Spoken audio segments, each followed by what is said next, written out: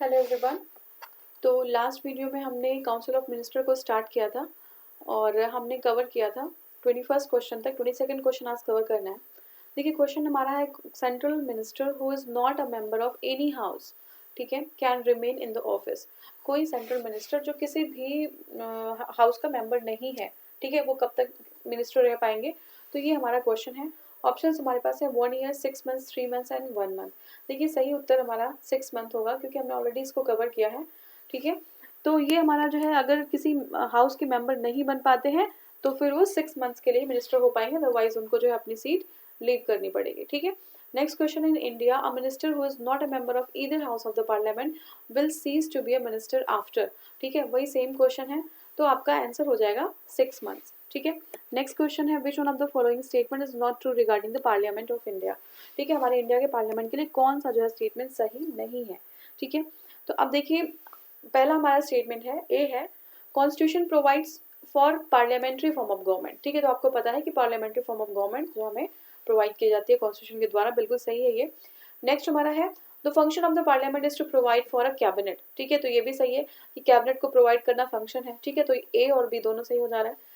Next हमारा है membership of the cabinet is restricted to the lower house, तो क्या ऐसा होता है? ऐसा बिल्कुल भी नहीं होता है। कैबिनेट हमारे जो है अपर हाउस, राज्यसभा और लोकसभा, ठीक है, दोनों से होते हैं, तो ये बिल्कुल गलत हो जाएगा। तो यही हमारा सही नहीं है। डी भी देख लेते हैं, the cabinet enjoys the confidence in the of the majority in the popular chamber of house, यानी कि लोकसभा में जो है वो मेजोरिटी जो है वो एंजॉय करती है, बिल्कुल बी सही है ये। हमारा जो ऑप्शन है जो गलत है वो सी है, ठीक है, सी गलत है। तो इसको एक बार हम देखेंगे। Person who is not a member of either house can became the member of the cabinet but he cannot continue as a member for more than 6 months, ठीक है, unless he secures a seat in either house of the parliament, चाहे वो लोकसभा हुई चाहे वो राज्यसभा हुई। अगर वो 6 महीने तक वो कोई जो है आप मेंबर नहीं बन पाते हैं तो आपको 6 मंथ्स के विदिन आपको अपना पोस्ट जो है क्या करना पड़ेगा, छोड़ना पड़ेगा, ठीक है। नेक्स्ट क्वेश्चन कवर करते हैं।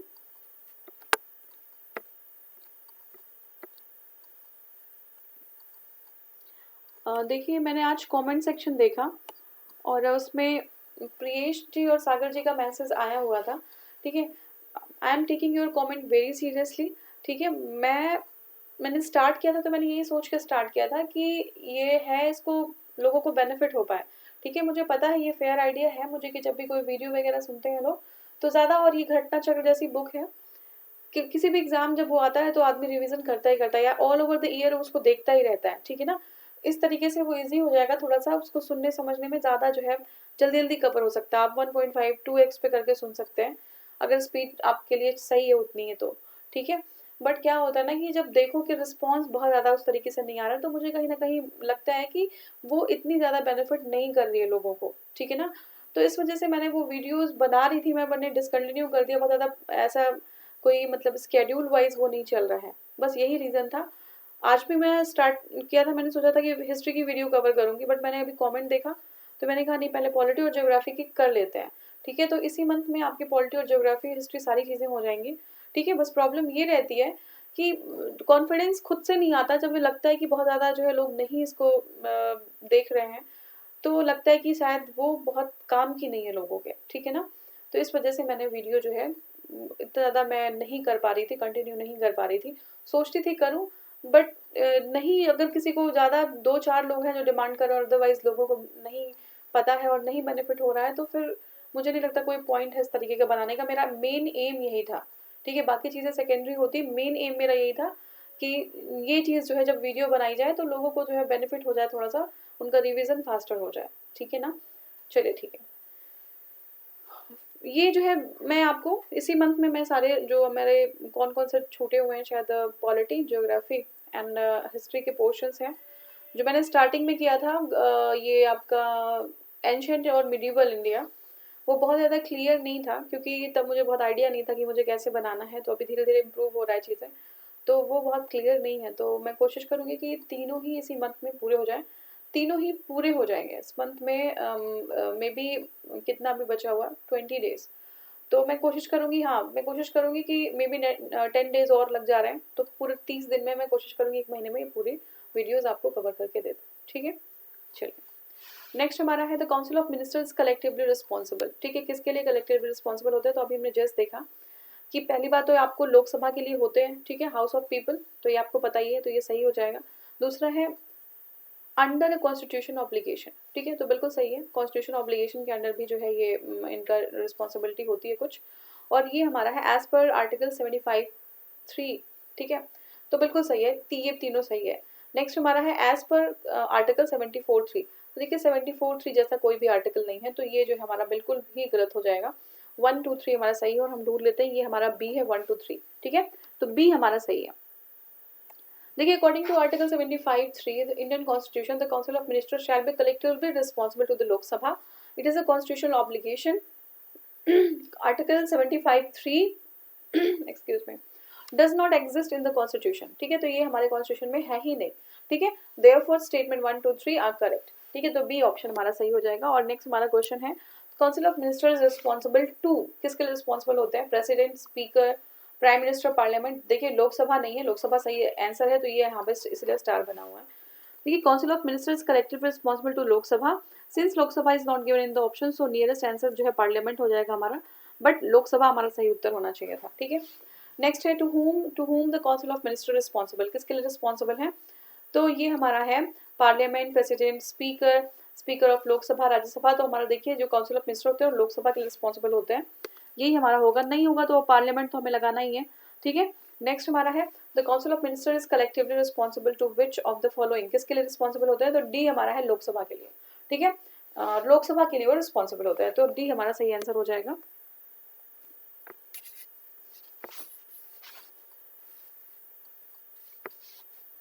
नेक्स्ट क्वेश्चन है which one of the following is not a correct situation arising after the resignation of the council of minister, ठीक है, काउंसिल ऑफ मिनिस्टर अगर रिजाइन कर देते हैं तो करेक्ट सिचुएशन कौन सा नहीं है, ठीक है। अब हमारा ऑप्शन है presidents rule will be imposed, ठीक है, प्रेसिडेंट का रूल इम्पोज हो जाएगा। दूसरा है the president will ask to continue till alternative agreement arrangement, ठीक है, प्रेसिडेंट उनको कहेंगे कि आप जो है अल्टरनेटिव अरेंजमेंट जो है वो कराइए, तो बिल्कुल ये सही अल्टरनेटिव अरेंजमेंट के लिए प्रेसिडेंट कहते हैं जब तक अल्टरनेटिव अरेंजमेंट नहीं तब तक आप रहिए, ठीक है। दूसरा हमारा alternative arrangement means earliest possible general election to be held to form a new government, तो ये भी सही हो जाएगा। फिर हमारा है outgoing council of minister may have had charge till the formation of new government, देखिए ये सारे हमारे जो है ऑप्शन सही हैं एक्सेप्ट जो पहला हमारा ए है, ठीक है, ए में क्या है presidents rule will be imposed, जब काउंसिल ऑफ मिनिस्टर जो है रिजाइन करते हैं तो ऐसा नहीं होता कि प्रेसिडेंट रूल, बाकी हमारे पास और ऑप्शन है, हम उसको पहले जो है लुक आफ्टर करते हैं, उसको एक्सरसाइज करने की कोशिश करते हैं, ठीक है। नेक्स्ट हमारा है नेक्स्ट क्वेश्चन है, तो नेक्स्ट क्वेश्चन हमारा union council of ministers collectively responsible to, ठीक है, ये किसके लिए कलेक्टिवली रिस्पॉन्सिबल होते हैं? तो ये हमारा है ओनली लोकसभा, ठीक है, लोकसभा के लिए रिस्पॉन्सिबल होते हैं। According to article 75(3) of the constitution the council of ministers shall be collectively responsible to the house of people, तो यह 75(3) है, ठीक है। नेक्स्ट क्वेश्चन हमारा consider the following statement in the context of the Indian constitution, consider the following statements in the context of Indian constitution, क्या है? अब देखिए हमारा है union council of ministers shall be collectively responsible to the Lok Sabha, बिल्कुल सही है। Union minister shall hold office during the pleasure of president, तो जो हमारे यूनियन मिनिस्टर होते हैं क्या वो प्लेजर ऑफ प्रेसिडेंट यानी कि प्रेसिडेंट के प्लेजर तक ही ऑफिस में रहते हैं, तो ये हमें जो है बताना है, ठीक है। तो आप बताइए कि पहला तो हमारा सही है, दूसरा सही है कि नहीं सही है ये मुझे बताना है, ठीक है। देखिए इसमें फर्स्ट हमारा जो आंसर है वही हमारा फर्स्ट ऑप्शन सही हो जाएगा, ये प्लेजर ऑफ प्रेसिडेंट का इनके लिए नहीं होता, ठीक है, तो ए हमारा जो है सही हो जाएगा, ए यही आपका ए वाला आंसर भी है, ठीक है, ए जो है 1 ओनली करेक्ट है, ठीक है। अब नेक्स्ट क्वेश्चन है कंसीडर द फॉलोइंग स्टेटमेंट, क्या स्टेटमेंट है? Council of minister in the centre shall collectively responsible to the parliament, parliament नहीं होता है लोकसभा होता है, तो लोकसभा सही हो जाएगा, तो ये गलत है। दूसरा देखते हैं, दूसरा क्या है?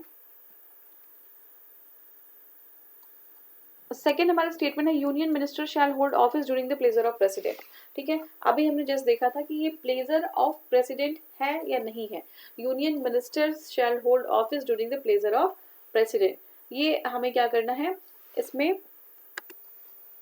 देखिए नेक्स्ट क्वेश्चन हमारा है who among the following had never been the chief minister of any state before becoming the prime minister of India, ठीक है, तो ये चंद्रशेखर है, यही सेम क्वेश्चन अभी हमने डिस्कस किया था। Chandrashekhar had never been the chief minister of any state before becoming the prime minister of India.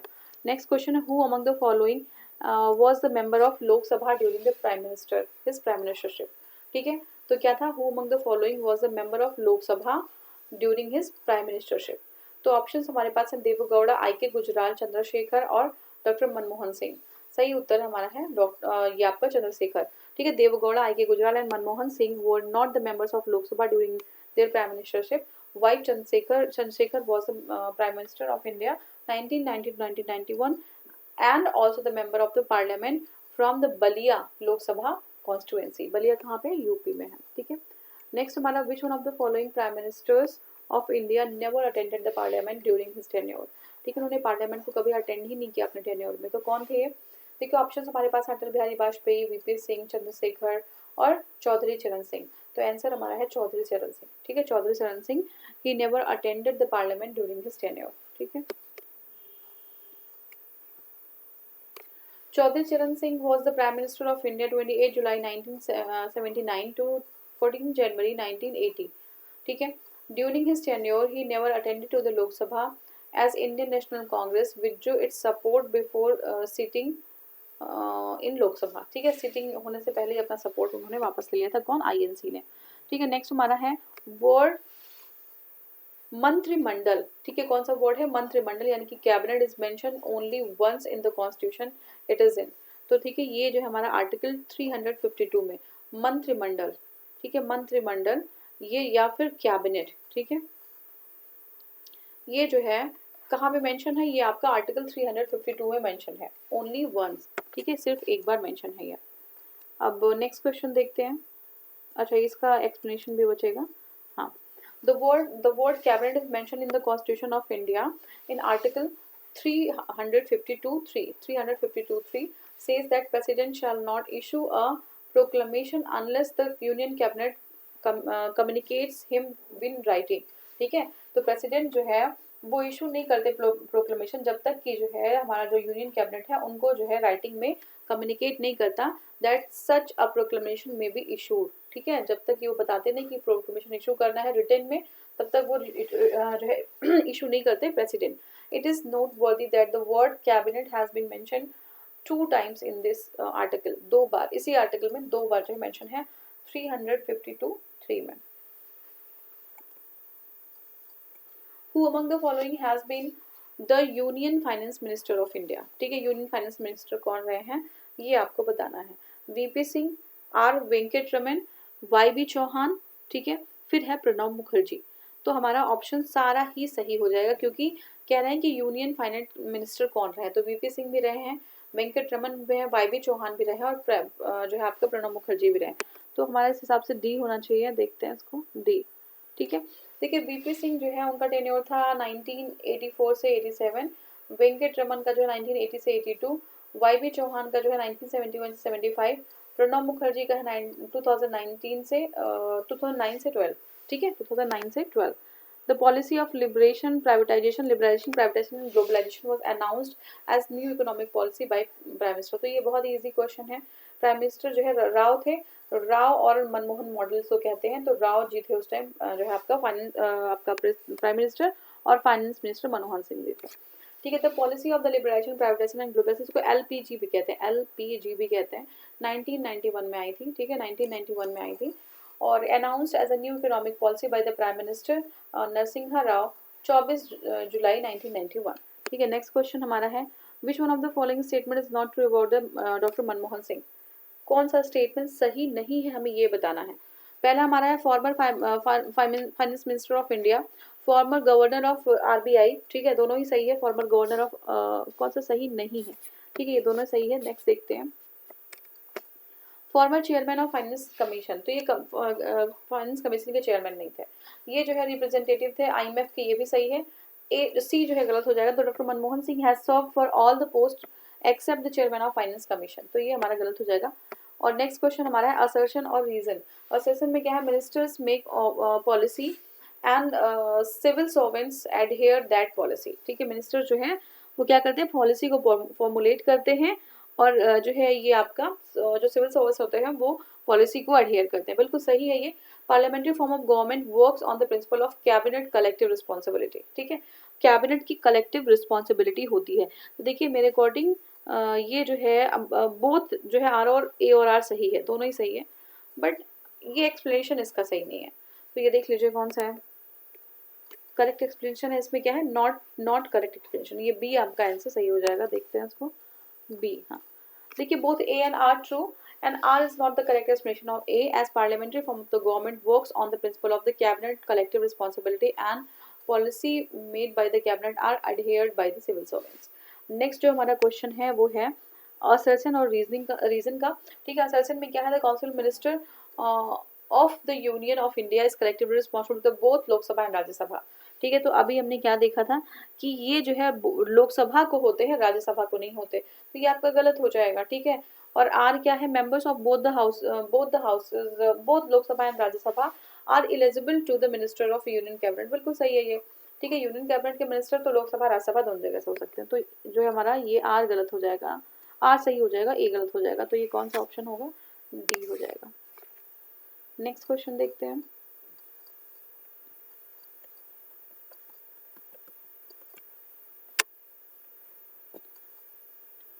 देखिए नेक्स्ट क्वेश्चन हमारा है, अच्छा ऑप्शन इसका एक्सप्लेनेशन देखेंगे।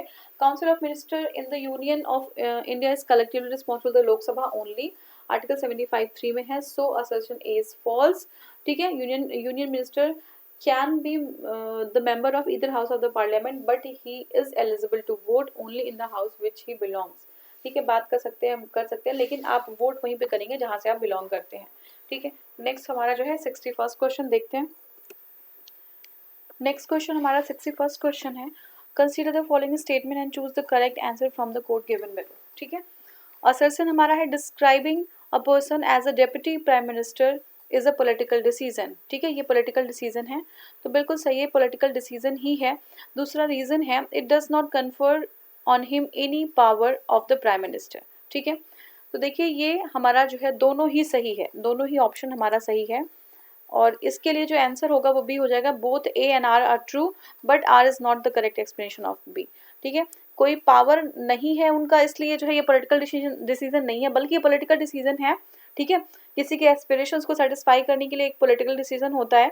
The constitution of India the duty and the office of the deputy prime minister is not mentioned, but conventionally a cabinet minister can be declared as the deputy prime minister. It does not confer on him any power of the prime minister. So statement A and R are true and R is not the correct explanation of A. ठीक है, next question है हमारा, consider the following statement. क्या है पहला, executive power of the union of India is vested in the prime minister. जो executive power है वो हमारा प्राइम मिनिस्टर में वेस्टेड होता है, ये बिल्कुल गलत है, ये हमारा सही नहीं है। ठीक है, दूसरा हमारा prime minister is ex officio chairman of the civil services board. ठीक है, ये भी गलत हो जाएगा। तो दोनों ही ऑप्शन हमारे पास सही है, कौन सा है गलत है, डी हो जाएगा। देखिए executive power of the union of India is not vested on the prime minister, president में होता है, आपको सभी लोग को पता है, 53 में है। ठीक है, constitutional head of the executive of the union is president. ठीक है, और article 74(1) of the constitution provides that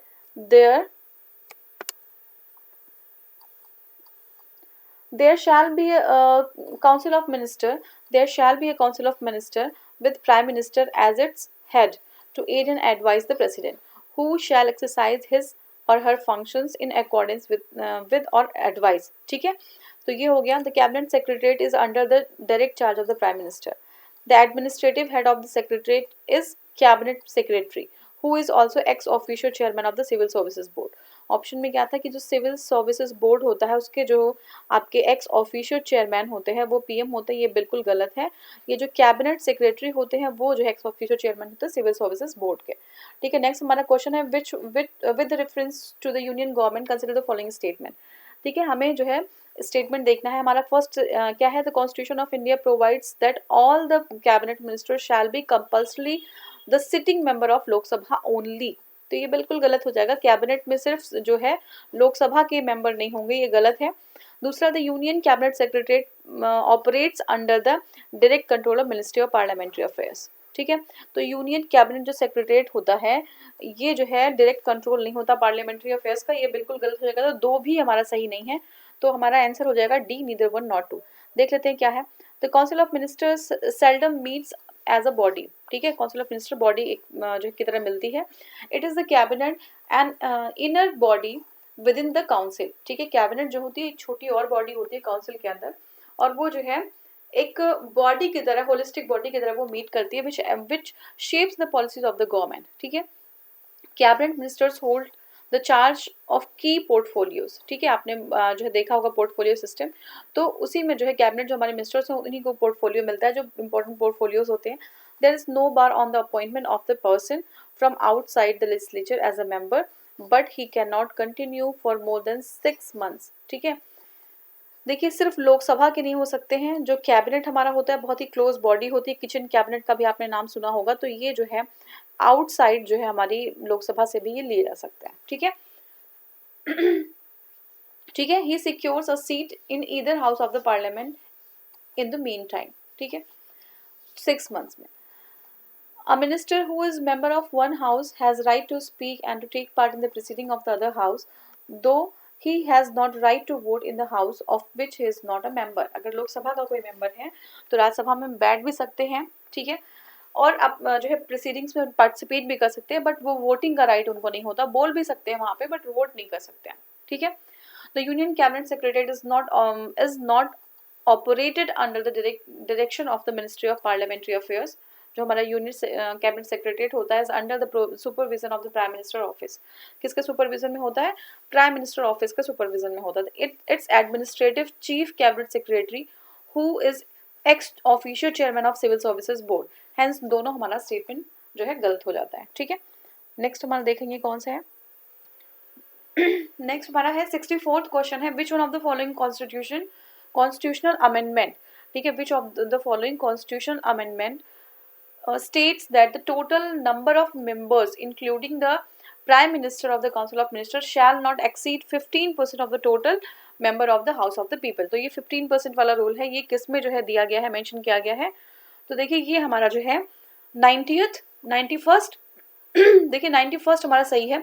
इसमें कहा गया है कि 15% जो है हमारे जो हमारा आपका काउंसिल ऑफ मिनिस्टर है इंक्लूडिंग प्रेसिडेंट, ठीक है, CMO प्लस जो PM है उनका जो नंबर है 15% से ज़्यादा नहीं होना चाहिए। किसके? हाउस ऑफ द पीपल यानी कि लोअर हाउस के, लोकसभा के 15% से ज़्यादा नहीं होना चाहिए। ये 15% का रूल है, ठीक है। देख लेते हैं इसको। देखिए 91st ये सही है आपका। देखिए 91st constitutional amendment act 2003 says that the total number of members including the prime minister of in the council of minister shall not exceed 15% to the total number of members of the Lok Sabha। This provision was added in Article 75(1)(a। कब किसमें है? Article 75(1)(a) through दो Article 91st Constitutional Amendment through 90 देखिए 75(1)(a) में है और किसके through add किया गया है? 91st Constitutional Amendment Act 2003 में, ठीक है। नेक्स्ट हमारा है which constitutional amendment act has limited the number of the central जो कैबिनेट हमारे मिनिस्टर्स होते हैं 15%। तो हमने भी देखा था कि जो 15% 91st जो हमारा अमेंडमेंट है उसी से जो है किया गया है। नेक्स्ट क्वेश्चन है with reference to the union government consider the following statement. क्या है देख लेते हैं। देखिए इसमें क्या है, the number of the members at the centre on the 15 August 1947। The number of members at centre on 15 August 1947 was 18, ठीक है, ये बताया गया कि 18 था, ठीक है। दूसरा है the number of ministers eight the centre at present is 36, ठीक है, इसको देखना होगा, देख लेते हैं इसको, बहुत फैक्चुअल क्वेश्चन है। ए हमारा सही है सिर्फ, ठीक है। 15 अगस्त 1947 में जो नंबर ऑफ मिनिस्टर्स थे सेंटर में कितने थे? 18 थे। ये आपको याद रखना है कि 18 मेंबर थे number of minister in the centre. और दूसरा हमारा है एट प्रेजेंट 36 बोल रहे हैं। तो देखिए 15 अगस्त 1947 में जो नंबर था वो 18 था, तो ए हमारा सिर्फ सही है। अभी सेकेंड वाला ऑप्शन क्या है आप देख लीजिएगा, एक बार कमेंट सेक्शन में बता दीजिएगा। नेक्स्ट हमारा है विच of the following official document is related with India, ठीक है, कौन सा डॉक्यूमेंट इंडिया से रिलेटेड है। तो ऑप्शन हमारे पास है green pepper, white paper, yellow paper और ब्लू पेपर। तो आप लोग को पता होगा ये व्हाइट पेपर जो है वो इंडिया से रिलेटेड है, ठीक है। White paper is an official document issued by the government of India by its ministry which explains the government's policies in a particular subject and allows the government to collect feedback before a bill is prepared। तो ये जो है white जो paper होता है वो India से related है, ठीक है, नेक्स्ट क्वेश्चन हमारा है which article of the Indian constitution describes the executive power of every state. क्या डिस्क्राइब करते हैं? Executive power of every state shall be so exercise as not to impede or prejudice the exercise of executive power of union। ठीक है, तो ये जो option है हमारा आर्टिकल 257 में है। ठीक है, आर्टिकल 257 में है।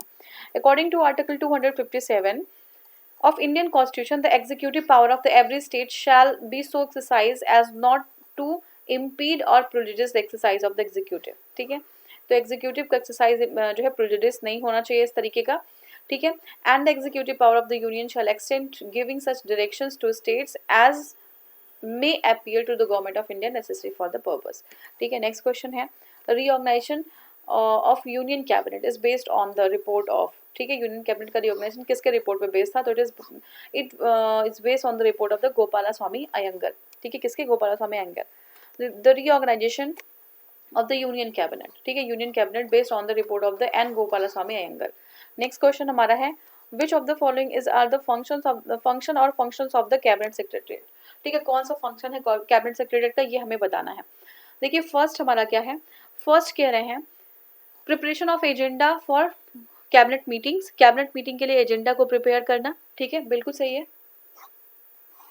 जो कैबिनेट सेक्रेटरीट होता है वो जो है एजेंडा प्रिपेयर करता है इसके लिए, कैबिनेट मीटिंग्स के लिए। ठीक है, दूसरा secretariat assistance to the cabinet committee, बिल्कुल ये भी सही है।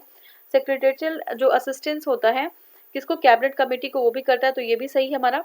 ठीक है, नेक्स्ट हमारा क्या है? Allocation of financial resources to ministers. ये तो बिल्कुल गलत है, आप इसको देखते ही बता देंगे। तो 1 एंड 2 सही है।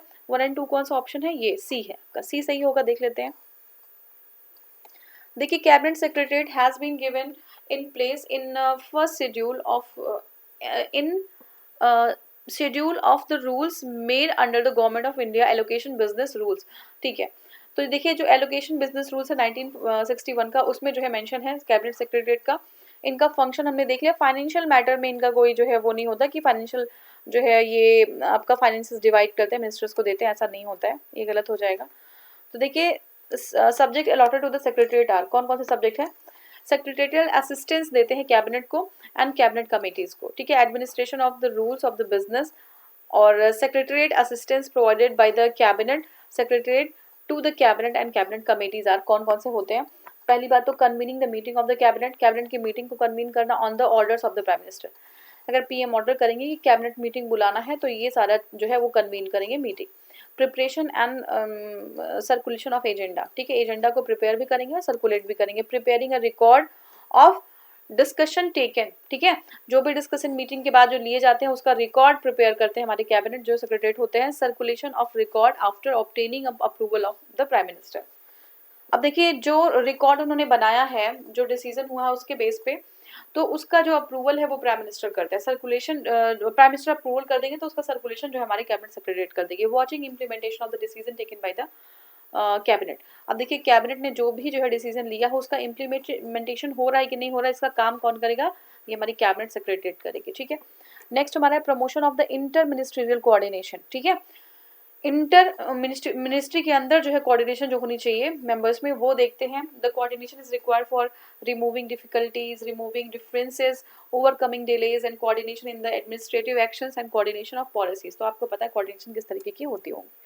नेक्स्ट हमारा है विच of the following is not correctly match, कौन सा मैच नहीं है हमें बताना। जवाहरलाल नेहरू शांतिवन, ठीक है, ये दिल्ली में है शांतिवन जवाहरलाल नेहरू, बिल्कुल सही है।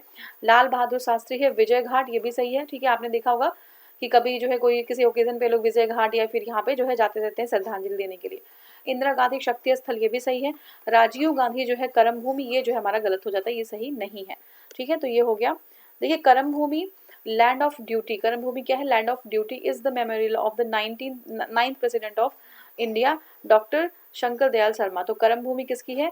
डॉक्टर शंकर दयाल शर्मा। ठीक है, ये इनकी है। और वीर भूमि जो है वो आपकी राजीव गांधी से रिलेटेड है। तो वीर भूमि राजीव गांधी से रिलेटेड है, कंफ्यूज करने की कोशिश की गई है भूमि को लगा के। तो ये हो गया। हु गेव द स्लोगन जय जवान जय किसान, किसने ये स्लोगन दिया था? तो it is given by the Lal Bahadur Shastri. ठीक है, जय जवान जय किसान लाल बहादुर शास्त्री का दिया हुआ है। ठीक है, अब देखिए जय Jawan Jai Kisan was a slogan given by the prime minister Lal Bahadur Shastri 1965 at a public gathering at Ramlila Maidan Delhi. The slogan कहाँ पे दिया गया था? 1965 में लाल बहादुर शास्त्री ने दिया था, जय जवान जय किसान, और ये रामलीला मैदान दिल्ली में दिया गया था। आपको पता होगा कोई भी इवेंट अगर इस तरीके से ऑर्गेनाइज करो तो रामलीला मैदान में लोग इकट्ठा होते हैं। The slogan was for the Indian farmers and soldiers during the पाक इंडो पाक जो वॉर चल रहा था, ठीक है, तो उस टाइम के लिए था ये। अब ये हमारा हो गया कंप्लीट, और नेक्स्ट वीडियो में हम कवर करने वाले हैं अटॉर्नी जनरल एंड कैग, ठीक है, अटॉर्नी जनरल एंड कैग को कवर करेंगे। Thank you so much for watching, thank you.